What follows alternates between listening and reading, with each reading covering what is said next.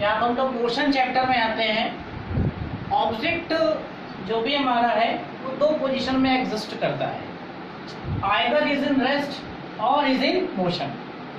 अब हम कैसे कहेंगे कि कोई भी बॉडी रेस्ट में है, या कैसे कहेंगे कोई बॉडी क्या है, मोशन में है? तो रेस्ट को हम लोग डिफाइन करते हैं। सपोज इन जनरली हम लोग फॉर एग्जांपल के रूप में अपने घर में ही लेते हैं, जैसे टेबल है या स्टूल है, चेयर है। तो यहाँ पर अगर हम लें जैसे कि अगर जैसे कोई भी बॉडी अगर सराउंडिंग के रेस्पेक्ट में अगर अपनी पोजीशन को चेंज नहीं करती है with respect to the time, तो ऐसे पोजीशन को हम लोग क्या कहेंगे कि बॉडी क्या है, वो रेस्ट में है। अगर कोई भी बॉडी सराउंडिंग के रेस्पेक्ट में अपनी पोजीशन को टाइम के with respect to the time continuously अगर चेंज करती है, तब हम कहेंगे कि वो बॉडी क्या है, मोशन में है। तो यहाँ पे चैप्टर में हम सबसे पहले रेस्ट के बारे में स्टडी करेंगे। तो रेस्ट को हम डिफाइन करें तो हम कह सकते हैं कि an object is said to be in rest. An object is said to be in rest when it does not changes its position with respect to the time, with respect to the observer and with respect to the point of observation। या simply हम कह सकते हैं with respect to the surrounding, with respect to the surrounding, with respect to temperature, sorry time। Next हमारा क्या है, motion में।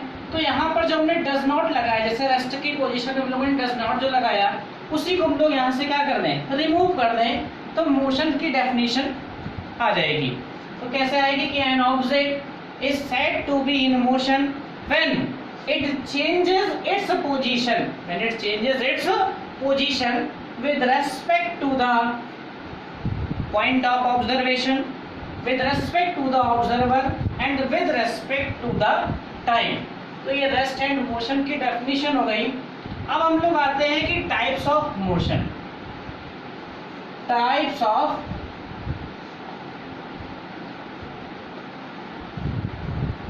Motion. अब जैसा कि आप लोगों ने पढ़ा होगा कि क्लास 6, 7, 8 में भी आप लोगों ने मोशन पढ़ा होगा, तो वहाँ पर मोशन आपको बताया गया होगा कि जैसे क्या है, लीनियर मोशन है, सर्कुलर मोशन है और uniform motion, non uniform motion, ऐसा कुछ बताया गया होगा। लेकिन बेसिकली जो मोशन होता है वो मात्र 3 टाइप्स का होता है। फर्स्ट है क्या है, ट्रांसलेशनल, सेकंड है रोटेशनल और थर्ड है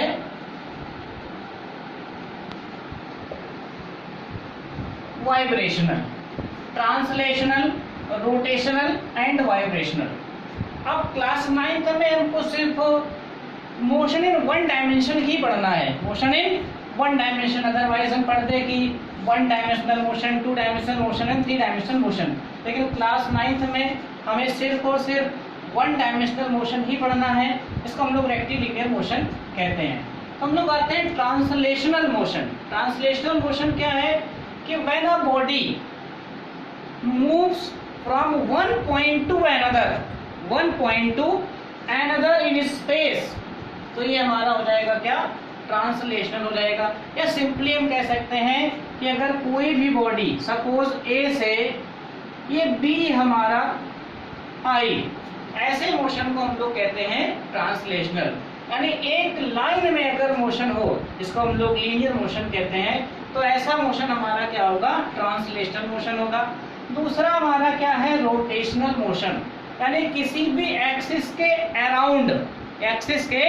अराउंड मोशन करना। जैसे हमारा क्या है, फैन, जो फैन की विंग्स हैं वो आपका क्या है कि जो इसके अराउंड क्या करती हैं, मोशन, इस तरह से का मोशन। और थर्ड हमारा है वाइब्रेशनल मोशन। वाइब्रेशनल मोशन का मतलब है कि टू एंड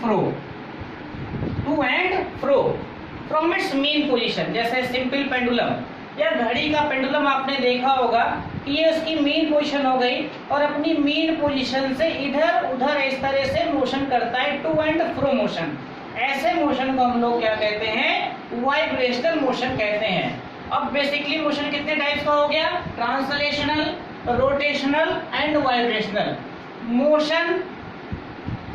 ठीक है, along the axis about an axis and to and fro motion from its mean position। तो ये 3 टाइप्स के मोशन आपके हो गए, ट्रांसलेशनल, रोटेशनल एंड वाइब्रेशनल। अब इसी में हम लोग आते हैं जैसे जो इन में कॉमन पाए जाते हैं, तो ऐसे मोशन हम लोग 2 टाइप्स के यहाँ पर और पढ़ेंगे, uniform motion and non uniform motion.